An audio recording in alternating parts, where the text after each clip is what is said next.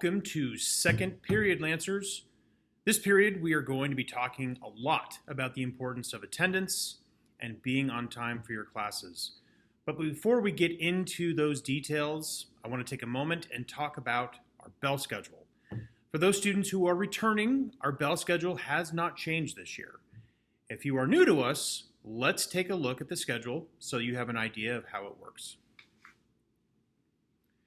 We use what's called a hybrid block schedule. The classes you attend on any given day will vary depending on the schedule rotation. Don't worry, I promise that we will send reminders so you will know what schedule we are using each day. And if this sounds confusing, don't worry, it isn't. When we started using the schedule last year, students got used to it very, very quickly. Our hybrid block schedule has 8 periods in it. A period and periods 1 through 7. A period takes place in the early morning hours. Only a handful of students will have an A period. Our ASB class, our concert choir class, and there's also a medical terminology class. Additionally, 7th period will happen every day. While we do have some academic classes during 7th period, the majority of students that have a 7th period are enrolled in their sport. For instance, if you play football, your practice will begin at the beginning of 7th period. The vast majority of you will start your school day with first period, which begins at 8:30. Looking at the schedule, you can see that in a normal week, you may have 3 different schedules: the anchor day schedule, the even block schedule, and the odd block schedule. Anchor days will take place on Mondays, and on anchor days, you will attend all of your classes with the exception of A period. Periods 1 through 7. It's important to note, however, that not every Monday is an anchor day. On those weeks, or in those weeks when we have no school on a Monday or a Friday, anchor day disappears and you will have your block schedules only that week. Speaking of block days, on most Tuesdays and Thursdays, you will have your odd block schedule and will attend A period, periods 1, 3, and 5, and then period 7, if you have a 7th period. Periods 1, 3, and 5 are longer on our block days than normal. On most Wednesdays and Fridays, you will do the exact same thing, but will attend periods A, if you have an A period class, 2, 4, and 6 for a longer chunk of time, and then in addition to a 7th period, if in fact you have a 7th period class. The weekly schedule will always be included in the green sheet, so be sure to get into the habit of looking at it. We also have sent home magnets that you can use in order to help you keep track. If you didn't get one that is a magnet, visit the office and we will make sure that you get one. As always, if you ever have any questions, we are here to help. Just ask. Now that we've discussed the bell schedule, let's talk about the importance of attendance and the importance of being on time. Happy New Year, Lancers. I'm Mr. Godfrey, Assistant Principal of Student Welfare and Attendance. I want to welcome all students, both returning and especially our new students, to the Lancer family. I have a few topics that I briefly want to discuss today. The first is the most important, your attendance. Let's take a few minutes to understand why being present in school is so important. Why your attendance matters. First, academic success. Regular attendance is directly linked to academic achievement. When you're here, you have the opportunity to learn, participate in class discussions, and understand material better. Missing classes means missing out on important information, which can make it harder to keep up. Second, building habits. Attending school regularly helps you develop a routine and good habits. Punctuality and responsibility are skills you'll carry with you into college, the workplace, and beyond. Social connections. Let's be real. School is not just about academics, it's also about building relationships and being part of a community. Regular attendance helps you stay connected with friends, teachers, and the activities that make school life enjoyable and enriching. So what are some of the consequences for poor attendance? Number 1, falling behind. When you miss or are late to classes, catching up can be difficult. You might miss key concepts that are crucial for understanding future lessons, leading to lower grades. And let's face it, having bad grades can be incredibly stressful. Second, disciplinary action. Excessive absences and tardies will lead to consequences like detentions, Saturday school, or loss of privileges. Third, impact on future opportunities. Poor attendance could affect college admissions and job opportunities. It shows a lack of commitment and responsibility, which are highly valued traits far beyond high school. Additionally, you need to know that students who have poor attendance will not be issued a work permit. How can you improve attendance? First, set a routine. Go to bed early, wake up on time. Prepare your school materials the night before. Give yourself plenty of time to arrive on campus and get to class before the tardy bell rings. Stay organized.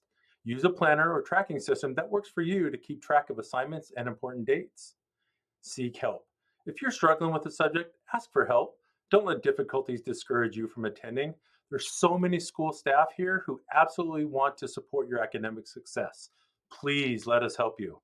Remember, every day counts. Your education is a stepping stone to a bright future, and being present is the first step towards your success. Next, I want to discuss hall passes. This school year, teachers will be exclusively using the 5-Star app for hall passes. If you haven't done so already, be sure to download the free 5-Star Students app in the App Store or Google Play Store. This app will help us keep track of who is out of class and for how long, ensuring a safe and efficient school environment. You do not need to have a cell phone to use the 5-Star system. However, those students who do not have a phone will not be able to use the QR code scan function. There's 3 ways that you can get a bathroom pass, and that will depend on each of your teachers. Some teachers will have a QR code posted in the classroom that you can scan with the 5-Star app on your cell phone.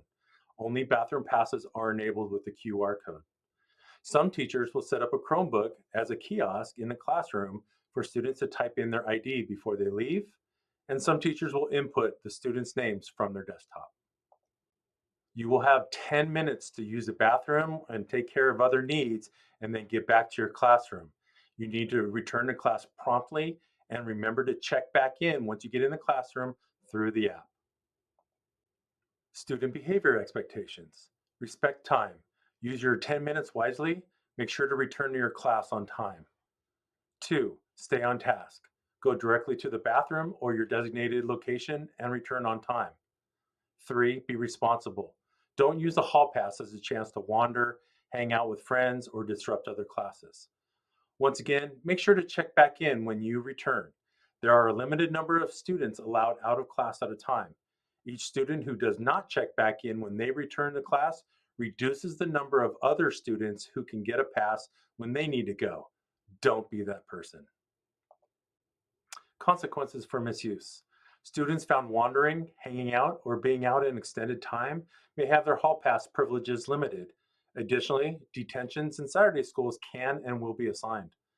We have the capability to prohibit certain students getting a hall pass at the same time.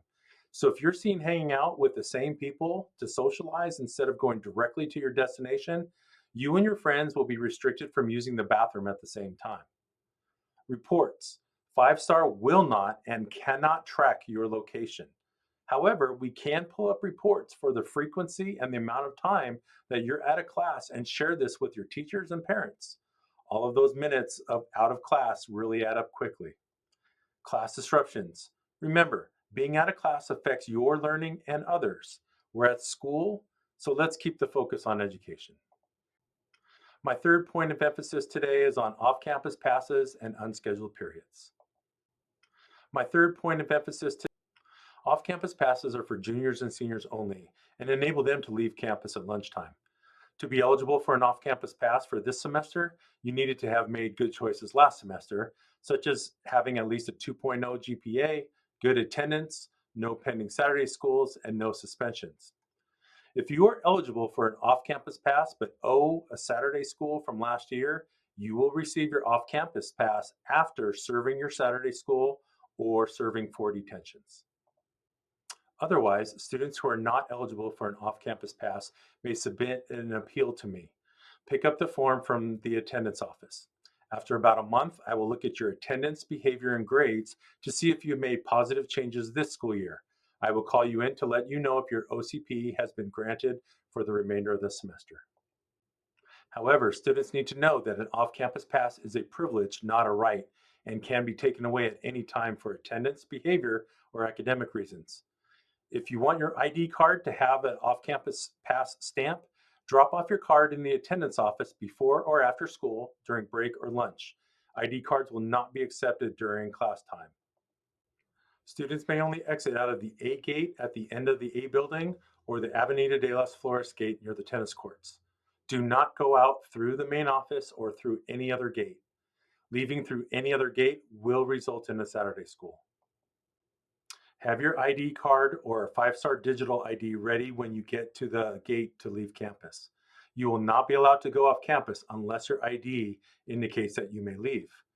Due to some students using other students' IDs last year, campus supervisors will be scanning IDs at the gate with a scanner. Do not share your 5-star login information with anyone. Only one student will be allowed to leave per ID number. We have many students who take an A period or 7th period class and therefore have an unscheduled period during the day. For now, only 5-star IDs will be accepted to go off campus until August 30th. After that, we will also be collecting student ID cards to punch for unscheduled periods. We will send out reminders as the date nears. Freshmen and sophomores, your parent must come into the office to sign a form allowing you to go off campus during an unscheduled period. If you have an approved unscheduled 5th or 6th period, but no off-campus pass, you must wait until the end of lunch before you can leave. Only students with an off-campus pass will be let off campus at the beginning of lunch. Students, you and your parents are responsible for your behavior while off campus. Neither the school nor the district assumes any liability when you go off campus, either with an off-campus pass or an unscheduled period. Please represent TOHS well. Once again, your pass can be taken away at any time. Finally, I want to review the responsibilities that come with having an on-campus parking permit. First and foremost, you may not park on campus if you don't have a parking permit. There is free parking at Anthem Church on the other side of the park. Second, having a parking permit is a privilege, not a right. This means that it is essential for you to follow all vehicle laws while driving on campus. So here's some important information. Display your permit. Your parking permit needs to be clearly visible in the bottom corner of the windshield on the driver's side so we can identify that you have permission to park on campus. Park in designated areas. Only park in student parking lots. There are 3 parking lots: Avenida de las Flores, the north lot between the Performing Arts Center and the bus yard, and the baseball lot, which is behind the bus yard.